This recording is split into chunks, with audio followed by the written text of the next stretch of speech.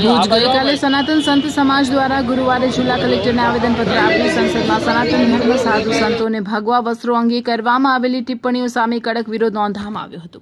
આવેદનમાં પપ્પુ યાદવ, કોંગ્રેસ અધ્યક્ષ મલ્લિકાર્જુન ખડગે, રાહુલ ગાંધી, અવધેશ પ્રસાદ અને સમાજવાદી પાર્ટીના અધ્યક્ષ અખિલેશ યાદવ સામે ધાર્મિક લાગણી દુભાવવા બદલ તાત્કાલિક એફઆઈઆર નોંધવા અને કાયદેસરની કાર્યવાહી કરવાની માંગ કરવામાં આવી છે।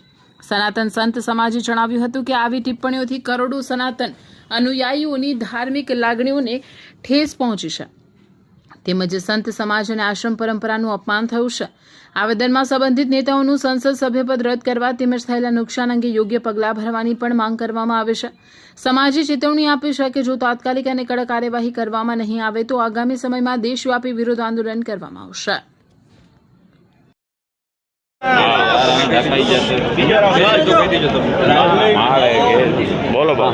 નમસ્કાર બધાને।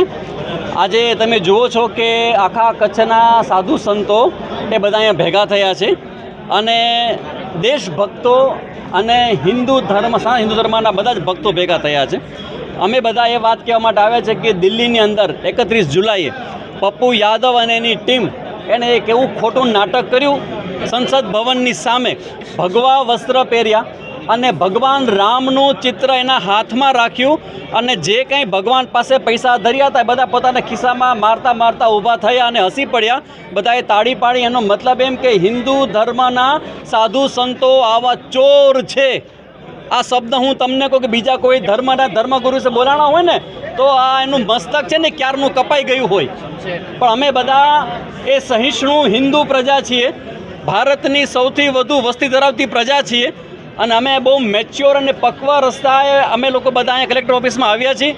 કલેક્ટરશ્રી પણ પોતાની મિટિંગમાં જરા બિઝી હતા અને અમારા આગ્રહને વશ થઈને ચાલુ મિટિંગમાં અમે એની પાસે પહોંચ્યા હતા અને અમારું આવેદનપત્રને સ્વીકાર્યું હતું અને અમારી ભાવના અમે વ્યક્ત કરી કે જો કોઈ વ્યક્તિ આવા હિન્દુ ધર્મ ઉપર, સનાતન ધર્મ ઉપર, કેમ કે ભગવો એ આપણે ત્યાં ભગવાન કહેવામાં આવે છે।